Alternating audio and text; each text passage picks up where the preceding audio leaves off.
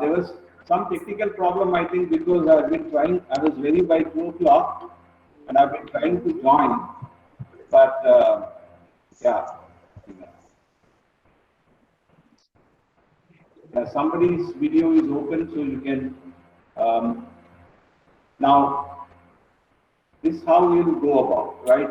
Now, when you join, please mute your microphone, right?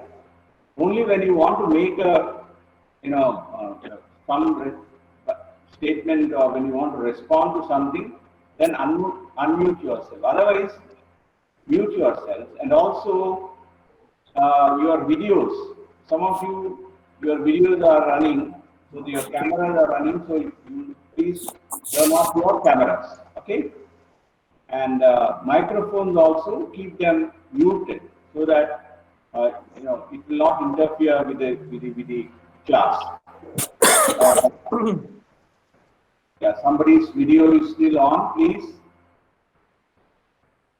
turn off the video. Right. Now this is paper 2. That is literature of 16th and 17th century. Right. Now, yeah, I think I'll present it here. Just a second.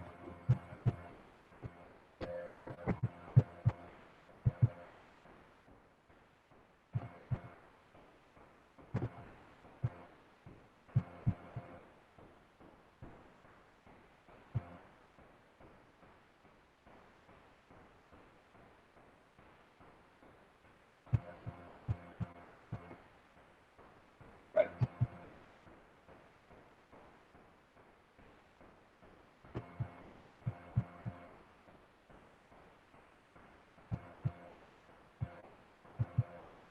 Now, can you see the presentation that I'm making? Yes, sir. Yes, sir. Right. Okay. Now, I'll introduce myself. I'm Dr. K.W. Christopher, and I'll be doing paper 2. So we have 10 classes for this paper, and we have 5 units. So what I thought was that we will devote 2 classes for each of the units. Maybe this will work for some units and may not work for other units, but I'll decide which class, where to, which units require more classes. Now, did you have classes in the morning session? Yes, Yes, sir. sir. Yes, sir. Yeah.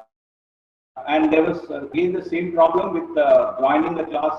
Did you have any difficulty in joining the classes? Yeah, for the first class, it was happened like that, sir, because you supposed to start at 9 o'clock. The technical Okay. team has announced that it's going to start at 9:30. After that, the class was continued, sir. No problem. Okay, there's some problem, I think, because I can't hear you. Well, how about you, now? Can you hear me? Because I don't think there is any problem with my microphone. Because I take classes from using this laptop. Voice is low. So you are absolutely clear. We can hear you. Yeah, you can hear me. Yeah, that means. Yes. Thank you. That means some problem with your devices. So, yeah. Some say that I'm clear. Even my regular classes also, they had no problem with my microphone. So maybe, yeah, maybe you will have to do something at your end. Okay. Anyway, if you have any difficulty, just put it in the chat or unmute yourself and tell me. Okay. Well, now this paper has, since it's an introductory paper, because in the first paper in your, of course, you have language paper, but as far as literature is concerned, this is the paper, first paper. So I'll just give you some names, okay?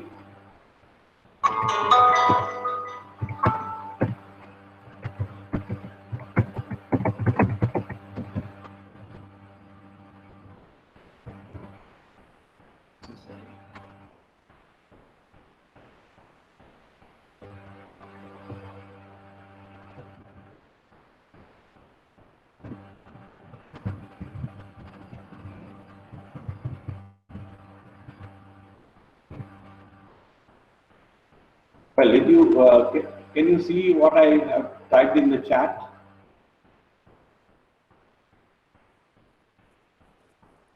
Yes, sir. Yes. Right. Religions. Okay. That's M.H. Abrams, A Glossary of Literary Terms. Some of you might be familiar with this. Those who have done your BA with literature as an option. But for many, it might be a new name. But this is an extremely useful, wonderful book. I'll just show it to you here. I'll pull it up here. This is the Glossary of Literary Terms by M.H. Abrams. And it will be of great help to you. It's a reference, a ready reference, Reckoner, something like Merck's Manual for the medical professionals. Now, for your first and second years, this book will be of great help, because what is an allegory, what is a simile, what is a metaphor, epic, figures of speech, different concepts, movements, all these are very comprehensively dealt here by M.H. Abrams. So this is something that I strongly advise you to lay your hands on. Well, now coming to this, the concepts, I think I'll quickly rush to this part. And as far as internet resources are concerned, there are many. Can you quickly, if you are interested, I will, I think, type them here. Yes, this is okay. Now,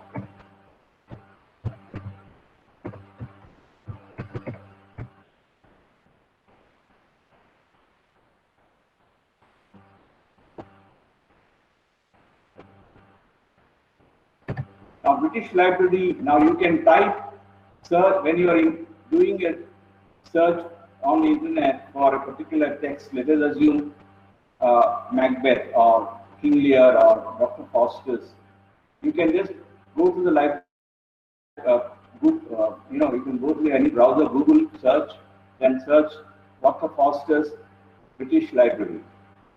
So it's an educational resource there. It will give you a lot of information about the text that you are studying. Are you able to understand this? Okay? Do that. Okay? And then there is another. Can somebody read that? Archive.org. Right, archive.org. It is an internet archive. The famous and the major libraries of the world, university libraries, including Usmania Library, Stanford, Columbia, Harvard, Oxford.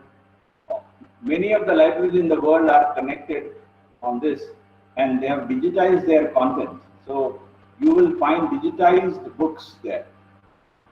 I'm only referring to books. There are, there are audio, visual, radio broadcast, and all that. But I'm focusing on the text.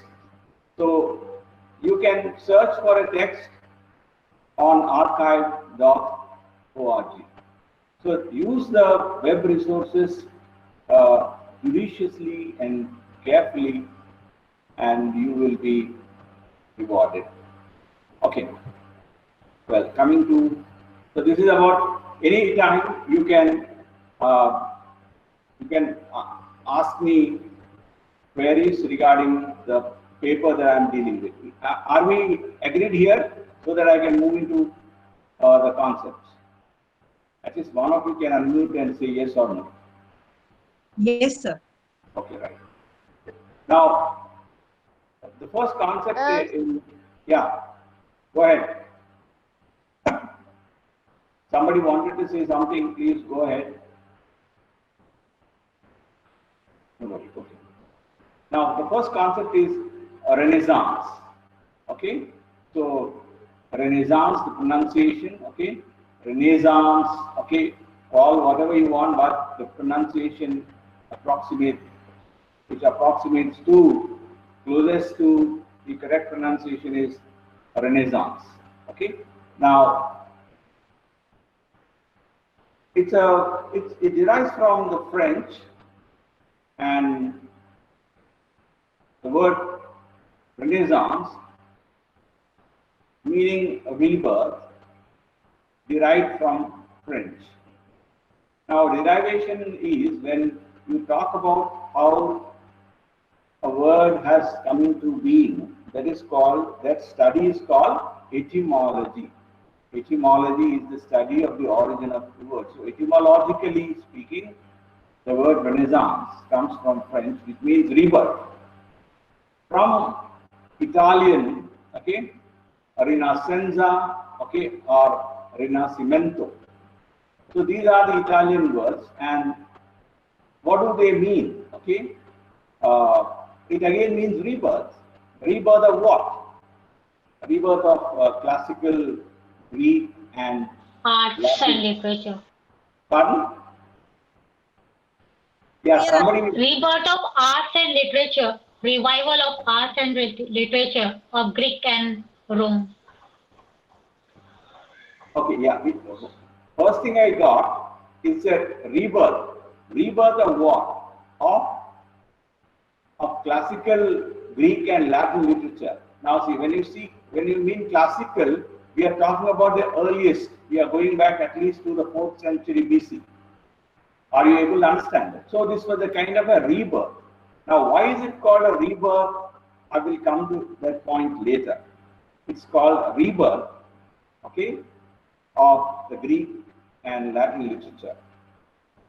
Though this term Renaissance came into usage in the 19th century, it was actually the first printed, use of the word comes from Giorgio Vasari. Vasari is the lives of painters. Now, this is a shortened title that I put there. Eminent painters and architects and sculptors. That is a full title of Vasari's work. Now, Giorgio Vasari is the lives of painters. Therein, he talks about the Renaissance. Are you able to understand? So, the first usage is by Giorgio Vasari, and later on, it entered the basically aestheticians use this, especially we come to 19th century Walter Pater. Now, what does Renaissance refer to? It refers to many things, okay, but one thing it definitely refers to is, okay, it's a historical period. Just a second.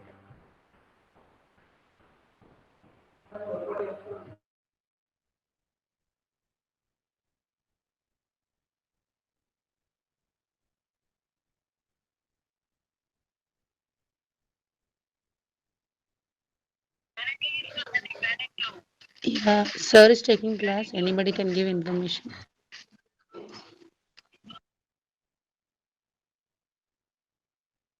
All are able to hear clearly.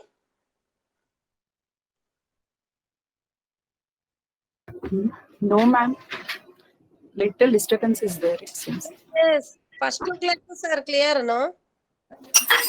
I attended second class, that is clear, but this now it's not. If sir uses headphones, maybe we can hear him more clear. Yes.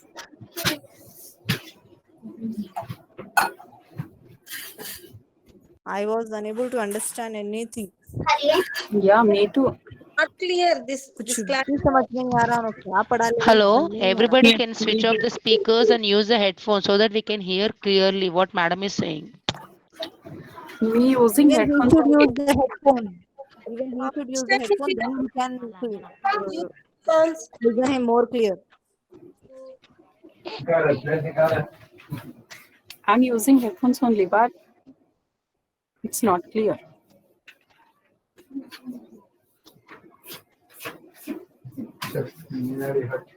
Me too, same, ma'am. Using headphones but not clear. Huh, sir, it's not clear. Using headphones also, it's not clear.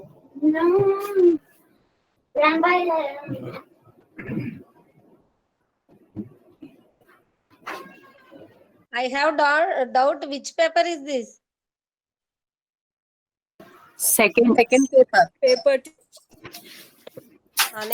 Understand Paper now. to 16th and 17th century. Introduction only, no? he started, but he Not clear.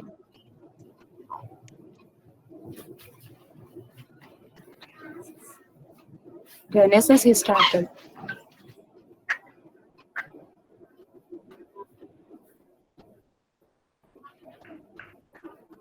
Just I understood that the 15th century and that's it.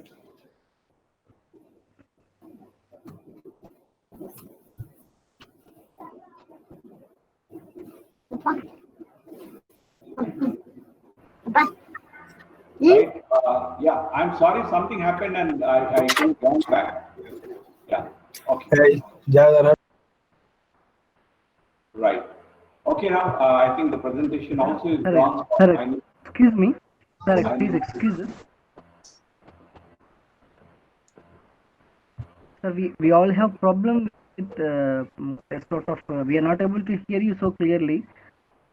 So we request you to put on headphones so that your voice will be more clear to all of us. It's a request from us. Yes, sir. Me too. I too agree. Well, I don't have headphones now. Okay, so just a second. No problem, sir, you can. Yeah. Just a second.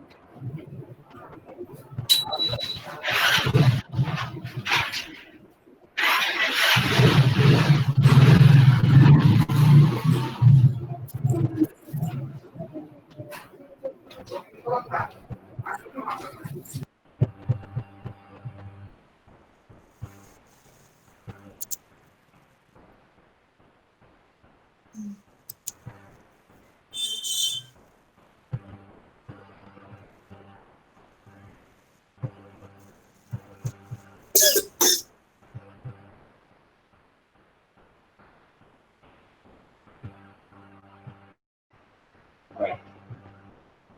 Well, I think I'm audible now. Yeah, am I? Yes, sir. Yeah, okay. Well, there was a glitch. I hope they'll rectify it by tomorrow because we had no problem whatsoever earlier. So now the term Renaissance was used as a term of opposition to what was called or known as the Middle Ages, or sometimes also wrongly called the Dark Ages. So medieval ages, Middle Ages, Dark Ages, they were used interchangeably. But we should remember that history is not something into watertight compartments, that 17th century ends and 18th century begins, on dot. No, it doesn't. History is a continuum. So the line that kind of demarcates Middle Ages from the Renaissance is not all that well defined. Okay. Sometimes, the Renaissance as a term is used quite reductively. What do you mean by reductively? Meaning, reducing the complexity to simple, oppositions or simple aspects. So when you take away the complexity, it becomes reductionism. Reductionism would be like, A automatically give rise to B or something like that kind. So it's sometimes used to refer to the, quote unquote essence, which underlies the complex features of the intellectual and cultural life of numerous European countries over several hundred years. Basically, when you talk about Renaissance, you are referring to 13th, 14th, 15th centuries also, according to historians. But generally, in textbook kind of thing, you say 1453, the fall of Constantinople, and then the Renaissance begins. No, it doesn't happen that way. Okay, so now the term Renaissance is a 19th century construct. It arose in the 19th century. What arose in the 19th century? Can anyone quickly answer? Renaissance. No, not Renaissance. Renaissance refers to the 14th, 15th centuries, okay, phenomena. But the term World Wars for first and second. Pardon? Can you come again? World War first and second, sir. No. We are not talking about World Wars here. 19th century. Darwin's evaluation theory. Pardon? Darwin's evaluation theory.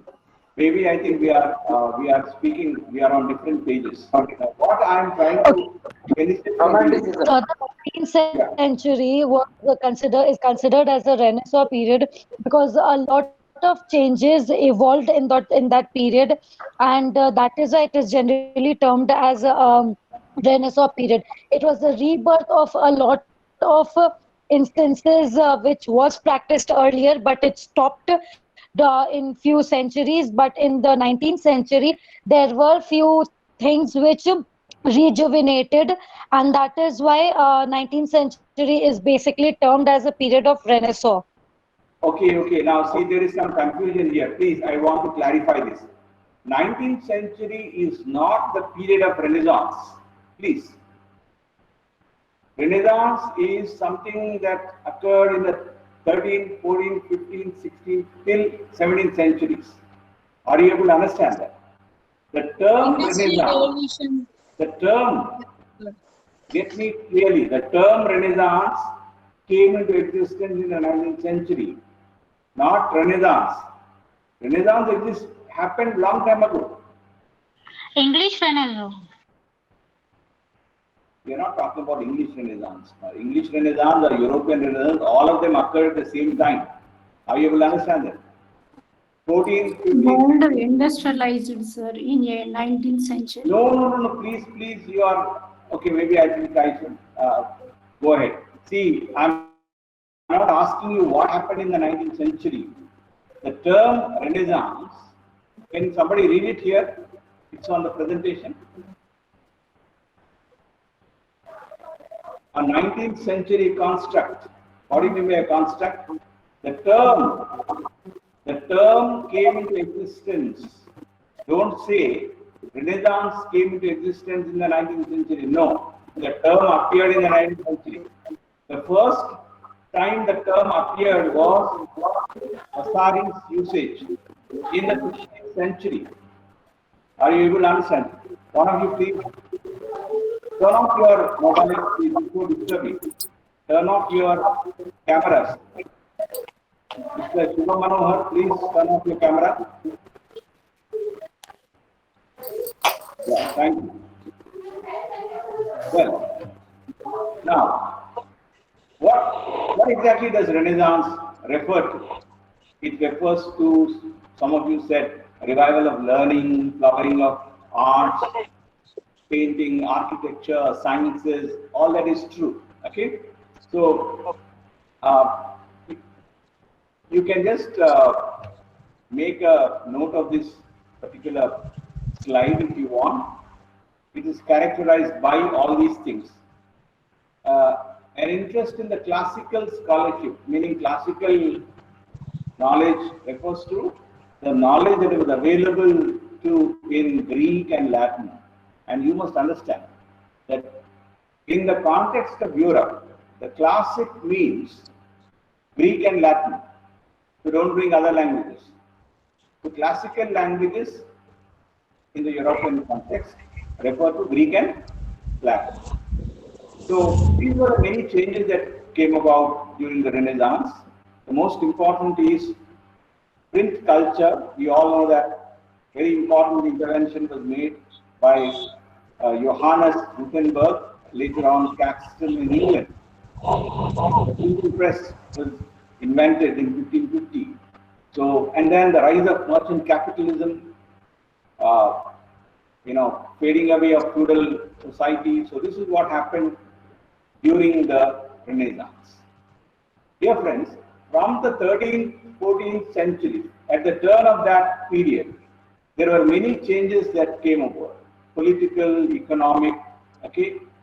And in terms of ideas, in terms of creativity also, tremendous change came over. And this is what is usually referred to as the period of Renaissance. Not 19th century, please. We are still talking about 14th, 15th, 16th centuries. Clear? Now, there was, during the 19th century, because, Jules Michelet and J.S. Simmons, okay, and also Walter Pater and Jacob Burckhardt.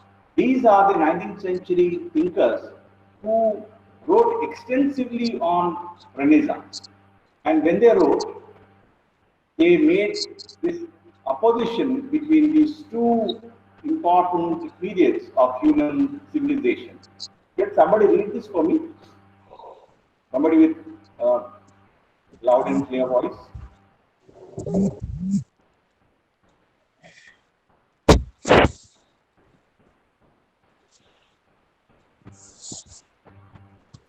Yeah.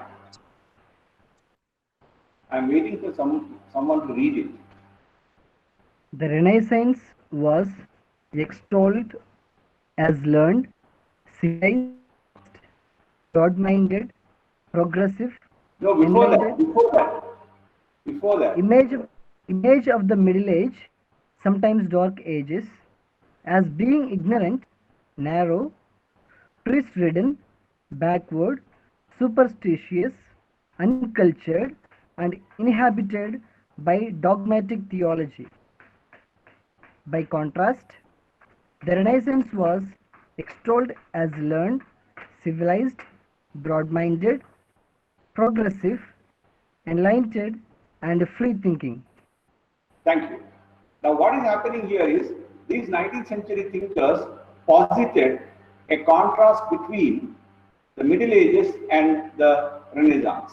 For them, the Middle Ages were characterized by, they were dark ages, unfairly referred to as dark ages, full of superstition, ignorance, where the church held sway, and then it was backward, no great art and culture there, people being dogmatic, especially theologically dogmatic in orientation.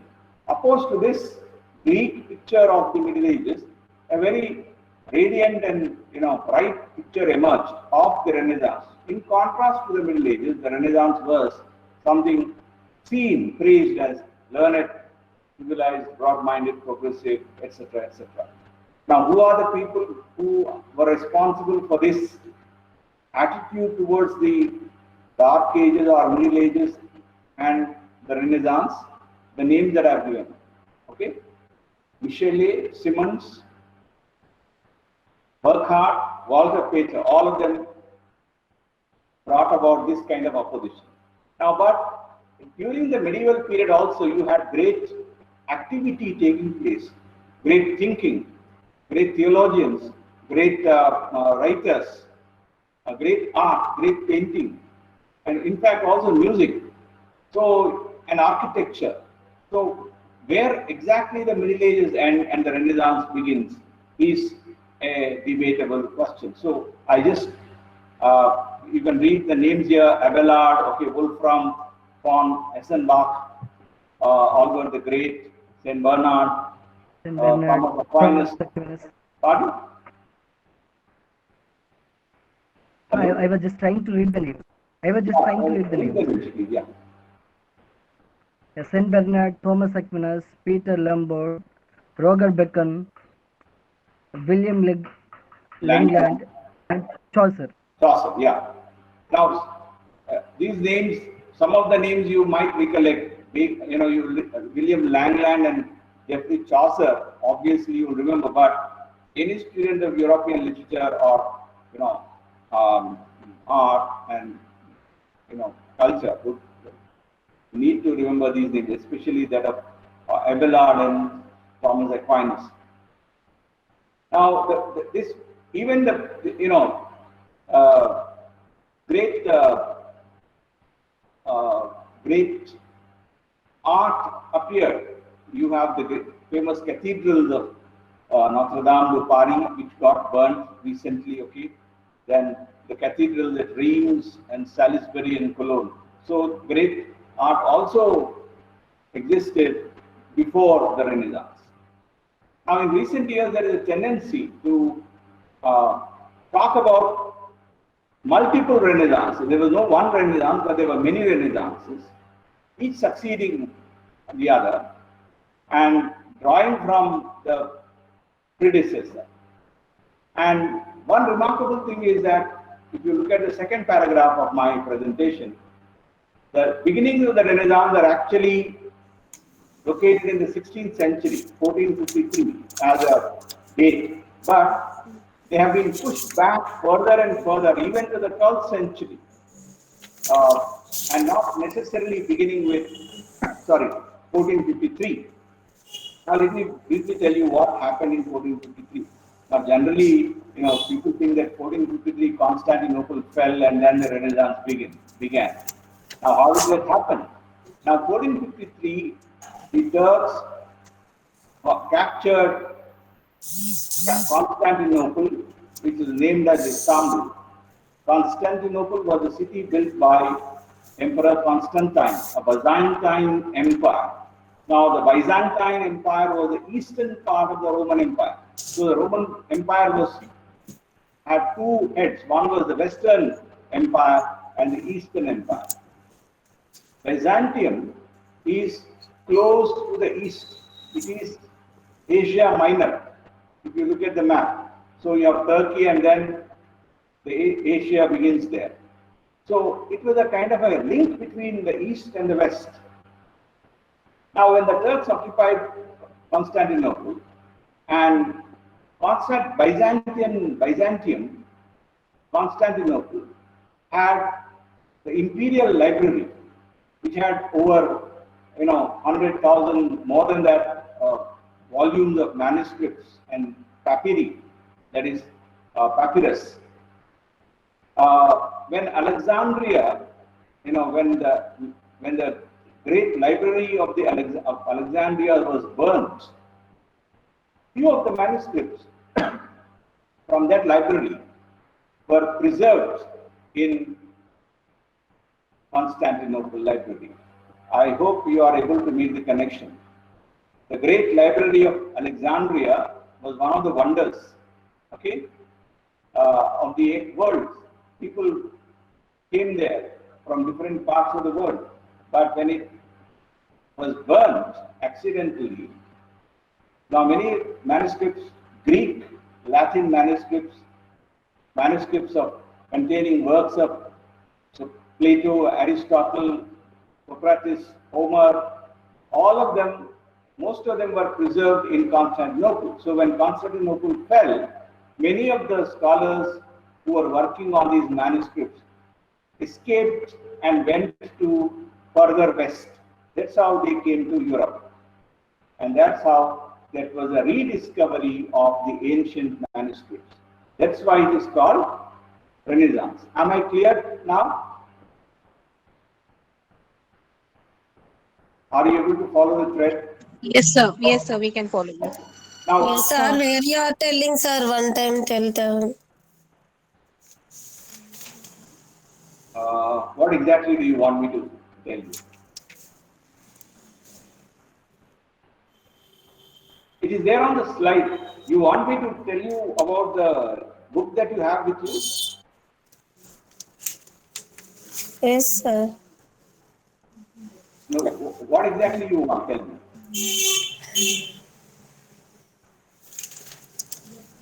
You are giving introduction, sir, or you are telling about our book, sir? He's telling about Renaissance.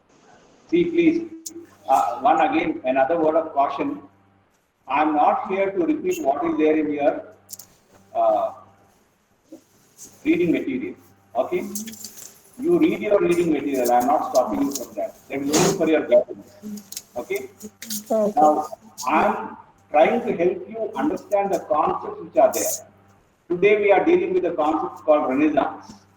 Okay, sir. Okay. And that doesn't mean that everything that I say will be there in the book. If Okay, everything is there in the book, then I don't need to be here, right? Okay. Yeah. Now, so the significance of the 12th and 13th centuries. Why is it significant? Because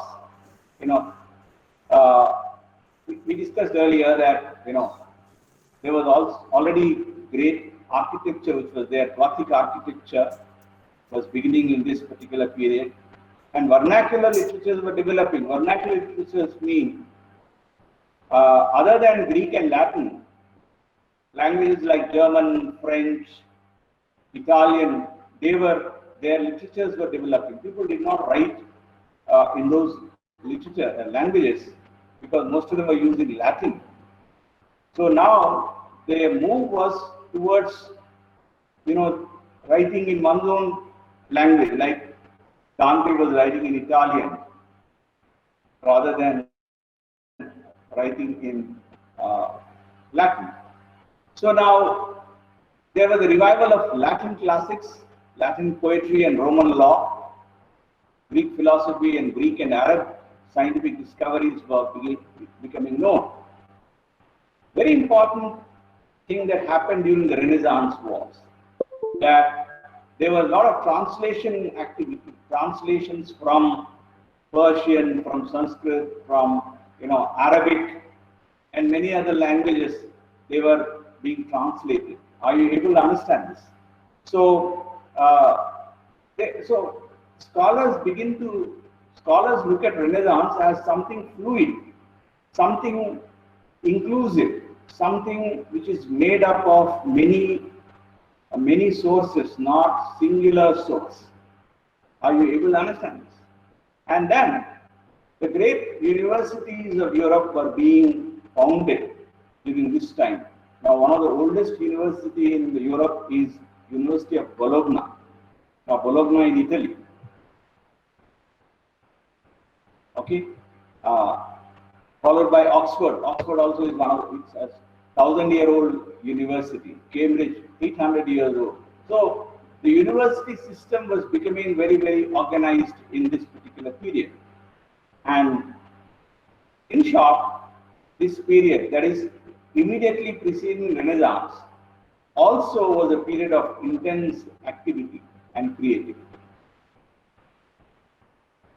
Now, Italy is generally seen as the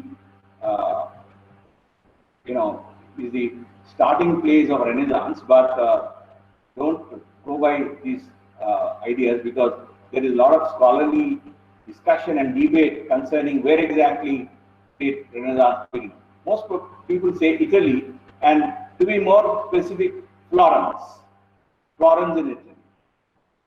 But one thing that you need to remember is that it was not all sudden. Okay, it was not something that immediately emerged. It was a gradual process, and alongside the new, even older concepts, older understandings were also in circulation during this particular period. Not that everything was new. Are you able to understand this? There was also elements of the old carried into the Renaissance. Now these are the names. Can anyone read the names? Somebody who has not read before can use this opportunity to read the names. Yeah, you can. Okay, new conceptions alongside the old. Michelangelo, Leonardo da Vinci, Raphael, Botticelli, Dante, Boccaccio, Petrarch, Yeah. Boccaccio, Petrarch, Rabelais, Machiavelli, Copernicus, Galileo, Erasmus, Montague, Sir Thomas More, Sir Thomas White, Martin Luther, Calvin, Edmund Spencer, Sidney, Shakespeare, Sir Francis Bacon. Thank you. Now, Danton also. pardon? Okay.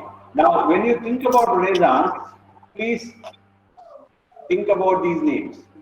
Now, this particular period saw very intense, creative work in the field of paintings. Now, the first refers to the great artist of the Renaissance, great architecture.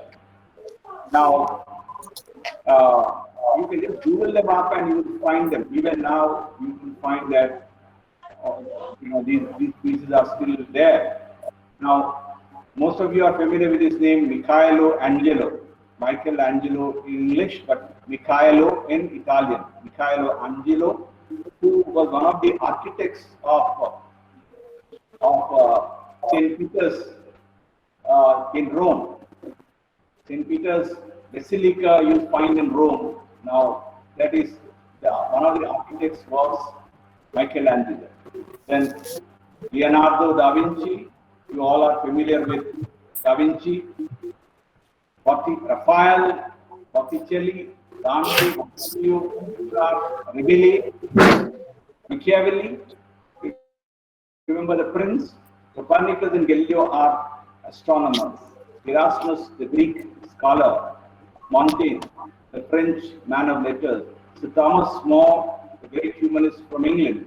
Sir Thomas Wyatt, the ambassador who brought the sonnet form into England. Martin Luther, the great German reformer. Calvin, again, who took Reformation further. Spencer, Sidney, and Shakespeare, of course, are from England. So also is Sir Francis Bacon. One of these, I have to unmute that. Yeah, thank you. Well, now, what are the features of Renaissance? Quickly. One is Renaissance humanism. Quickly note that down. Now, how are you using these slides and presentations? Are you taking a picture of them or snap of them, printing, capture the screen? Anyone Yes, can sir. do it? You're doing that. Okay. So do this. Renaissance humanism is one of the what topic is going on? Okay. What a big question now.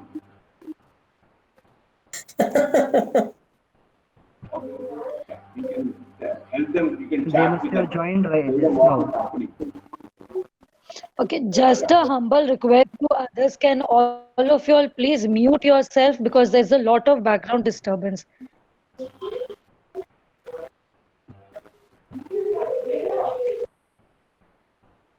Yeah, I think whomever I'm able to see, I'm muting them, okay? But all of them are not on my grid. And your videos are also on, your cameras are also on, so please do that. Or I'll have to remove, okay? I have the option of removing people from the meeting if you do not follow this, okay? Yeah. Somebody is, I think, Juberia Uzma, your camera is still on, so please, okay. Now, for the benefit of those who are troubled or who are agitated, Mr. Yadgiri, please switch off your camera. Yeah. Now, we are doing Unit 1 of Paper 2. The first topic is Renaissance. I think that must be clear. a very important aspect of Renaissance is Renaissance humanism. So humanism basically, talks about the literature of the humanity, okay, or literare humaniores, okay, which was the literature of the ancient period, of rhetoric, of grammar, of, So now, humanism was a phenomena which was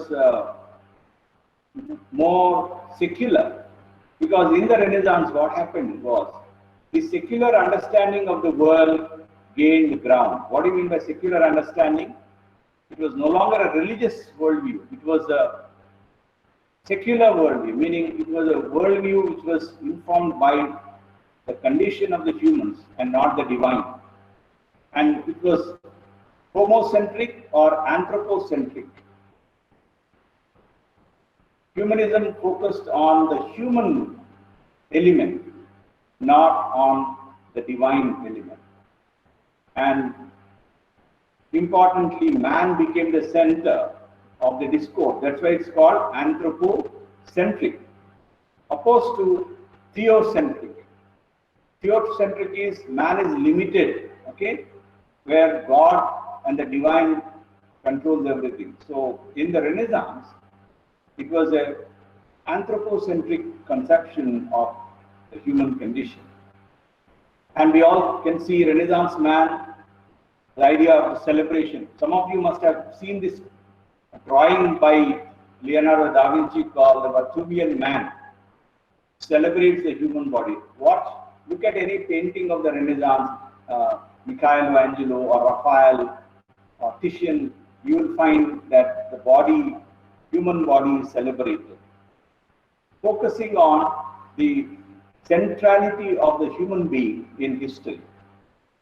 Now the essence of Renaissance is put in the words of Hamlet, Shakespeare's tragedy called Hamlet, wherein Hamlet says, and I will read. Now Hamlet, one of the characters in the play says, "What a piece of work is a man, how noble in reason, how infinite in faculty, in form and moving, how expressed and admirable in action. How like an angel in apprehension, how like a god, the beauty of the world, the paragon of animals." Now this is one of these speeches in the play Hamlet, which speaks of course, later he says something else. This symbolizes the spirit of Renaissance in Shakespeare's work. Now humanism focused on what? Perfection of worldly life and not the other world. And humanism believed in the perfectibility of the humans, meaning by exercising reason, by exercising understanding, rather than simply believing, humans can alter their world. Humans can, control what is going around them. So the point here is, humanism was not merely an abstraction or an idea, but also was a praxis. The humanists, the humanists, who were also teachers and professors, the term used humanist, from which comes humanist. The humanists, what they did was they were not only merely explaining the world, but they were also actively participating in transforming the world. So this is what Renaissance humanism aimed to do. Quickly look at this. The word humanist, as I told you earlier, comes from humanisti, who are teachers and professors, derives from studia humanitatis. Okay. Now, what is this study of the humanities referred to in Latin? The focus was on the study of grammar, poetry, rhetoric, history, and moral philosophy. These were called as the humanitatis. So humanism focused on these. Why? Not for the sake of just studying them, but transform the world. So now, we will quickly go through the important features of Renaissance. One is new learning. Now, we already talked about how printing press came into existence, and because of printing, earlier people used to write manuscripts and then or word of mouth.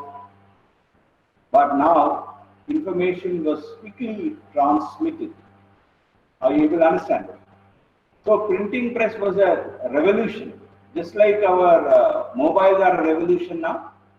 You can do a lot of things with mobiles, right? See, the very idea that we are able to, have a class is made possible by this technology. Do you agree or not?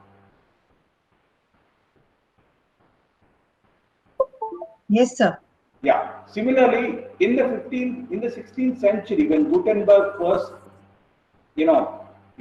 perfected the movable type of printing, then that was a revolution, because people in one part of the world could read what was happening in another part of the world because of the quick process of printing. Now, the revival of classical learning, meaning, classical learning includes not only philosophy, but also drama, law, rhetoric, grammar, all these, entered the public domain. These were the subjects that were being taught and discussed in the universities. So a new learning emerged during the Renaissance. It was an extension of knowledge. So, universities in the Renaissance played a great part. And then new religion. Now, when you talk about Renaissance, you immediately talk about Reformation also. Now, you refer to Martin Luther King. Now, Martin Luther King, who was a monk, who brought in a revolution in terms of spirituality. Because now Martin Luther, we can just Google up and read about him, because Reformation is. I think I'll talk about Martin Luther in very detail when I talk about Dr. Faustus. But suffice it to say that Reformation brought in new ideas about the self. Reformation, Protestantism as a movement in the 16th century brought in this idea of individualism. Can you note it down? The idea of the individual, because Luther's thesis was simple, that between God and man, there cannot be any intermediary like a clergy, like a pope or a priest or a bishop. So one can understand the scriptures by just reading them. So one doesn't need any other aid. So this individualism is the beginning of what later on Max Weber calls the capitalist, the Protestant ethic and the rise of capitalism. Okay? So Martin Luther is a very important figure in the Renaissance, because new understanding of the self was made possible. And you all know that Reformation had a great impact on the literature of England when Henry VIII, broke off from Rome and became the head of the church in England, and that's how the whole, movement of Protestantism took root in England during Henry VIII's time. Okay? So this is one thing that you need to understand: new religion. And when you talk about Reformation, and we all know that Luther nailed those 95 theses on the, castle door in Wittenberg, 95 theses, and that his nailing of those 95 theses on the door is said to have shook the foundation of Europe. So now, when you talk about Renaissance, you also talk about a new world. Now, this was a time when cartography became very, very important. Can anyone tell me what cartography is? The art of map making is known as cartography. Thank you. Yeah, good. Cartography is a map making, the science of making maps. So in the 15th century, we all know that great explorations were taking place because extending the boundaries of human knowledge. At one point of time, people thought that the world would end and it was flat, and that beyond a particular point of if you navigate in the ocean, you would enter the region of hell and things like this. So now, navigations, and a very important document during this period is in English called Richard Hakluyt's Principal Navigations, where people imagine new lands even before they saw them. So by then, America was not yet discovered. You all know that Columbus discovered America in 1492. But during this particular time, you have navigations, maritime explorations by Magellan, by Vasco da Gama, who came to India. So there is, and the New World also, added to the imagination. People were imagining new worlds, new ideal regions or utopias. You can link it to utopias also. So this was something that was happening at the time. And new cosmos, we already talked about it, briefly hinted at that, the Copernican revolution. People talk about the Copernican revolution because earlier there was a Ptolemaic universe. Okay, Ptolemy was his cosmology. The sun was the Earth was center of the our system. There was this geocentric theory that was displaced, and then heliocentric theory came. That is, though of course in later years also the the Ptolemaic system appealed to many poets. Dante refers to Ptolemy, and also Milton also, in his Paradise Lost uses a Ptolemaic system rather than a Copernican system. Well, we will talk about it later. The point here is that extension of human boundaries is something that you identify with Renaissance. Extension of human boundaries, imagining things, adventure, okay, seeking new things, a spirit of reaching out. I think some people have that. They like to go and see things, instead of sitting and moping at home. Children love to do that. So Renaissance man is compared to a child basically, because child is full of wonder. Some of you are it is a experience that when you take a child out, the child is so thrilled, right? A new place, they wouldn't want to sit, they would run around and go about exploring, whereas the elder ones are all moping and they are complaining about their problems and all. So the point is, a sense of wonder, a childlike wonder, is something that is a characteristic feature of the Renaissance. Then we talked about the rise of vernaculars,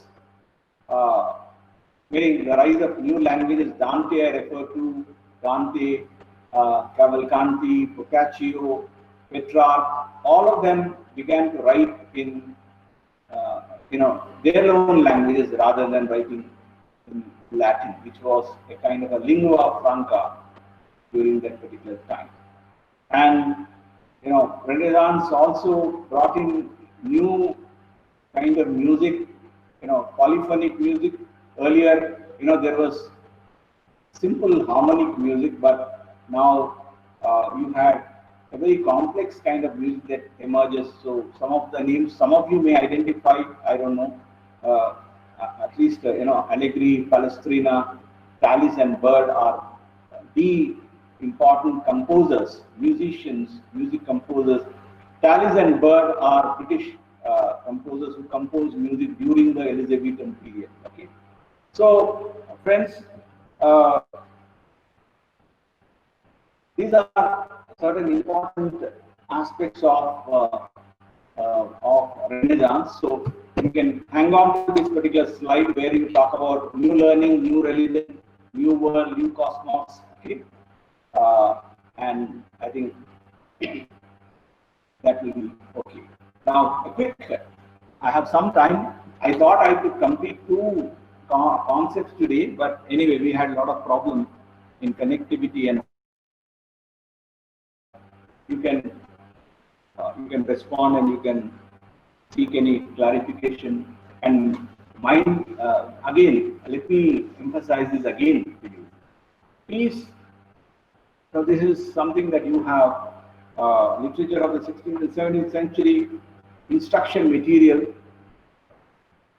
So don't keep it as a kind, use it as a kind of a reference also, but don't expect me to read out what is there. Okay, go ahead, you can ask the question.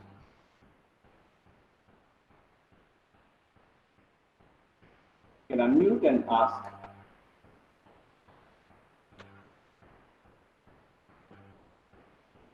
It could be about the topic, it could be about the overall, what should I say, effect of the class, in the sense connectivity and ability to join the class, so that I can take the feedback and tell them that some of them couldn't join. Sir, please give the small definition of Renaissance, sir. Renaissance, the whole class was about Renaissance, but anyway, In your words, you can give a small line, sir. what I've been saying was in my own words, no? Okay, yeah. Meaning. Now, Renaissance, as we all know, it's a period of intense, creative, artistic, scientific, development in Europe at a particular point of time, especially 15th century. Okay, sir. 15th century onwards. Okay, so whenever Yes, you sir. talk about Renaissance, Can I? you talk about Indian Renaissance, you talk about 19th century. Yeah. Please turn off your videos. Okay.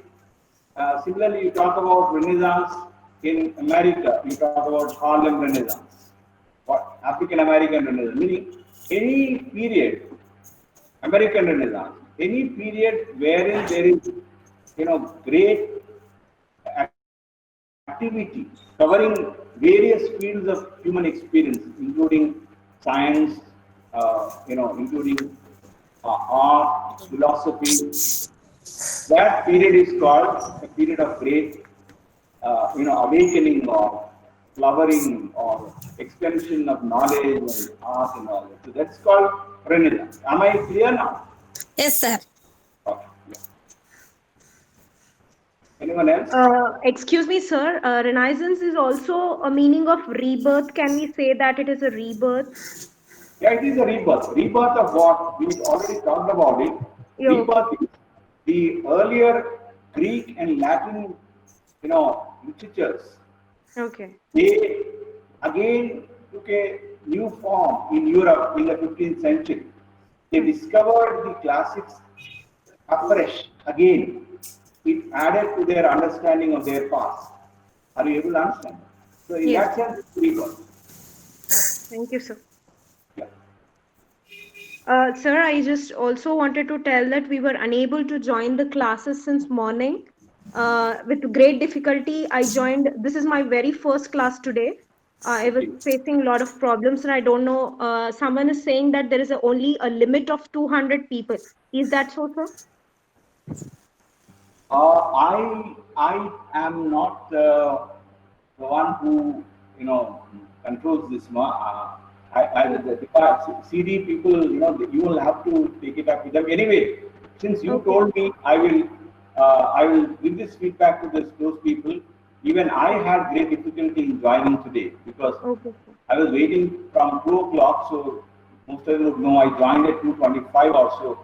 So there is some technical problem there. But 250 can join, if I'm not wrong, because 250 Sir, can join. voice is, resound is coming, sir.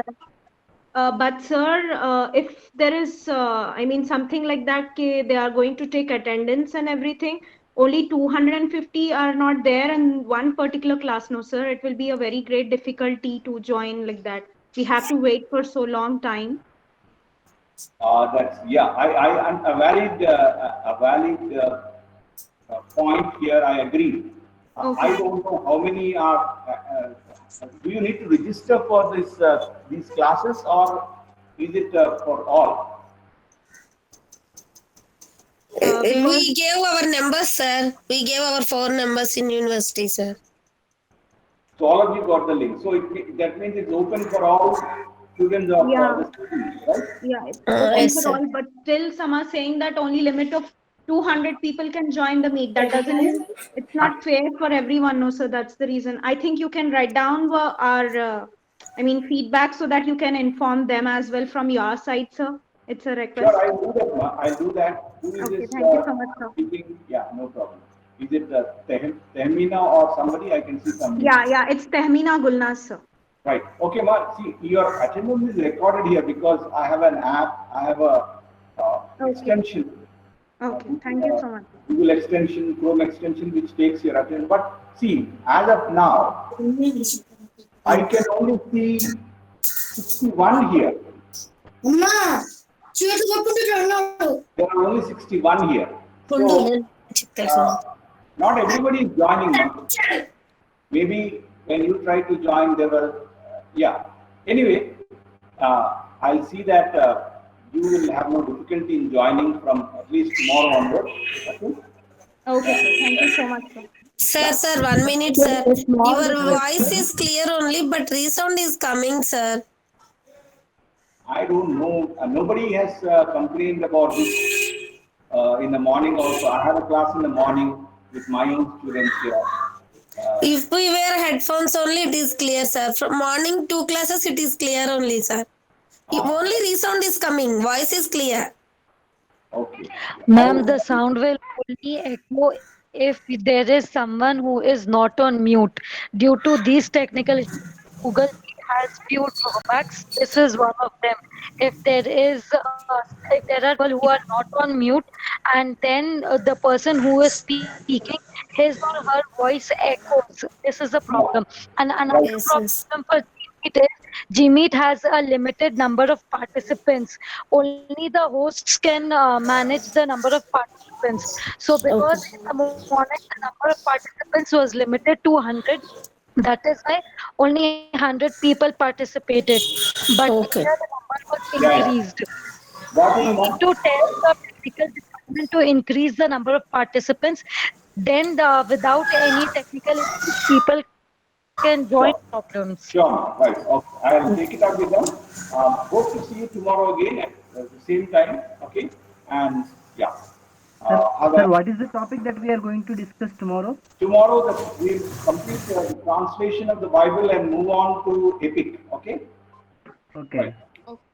Yeah, I'll be doing translation of the Bible tomorrow and also Epic. Okay. Okay. Yeah. Be safe and see you tomorrow. Bye-bye. Thank you, sir. Thank you, sir. Thank you. Friends, good evening to all of you. Friends, please listen to me.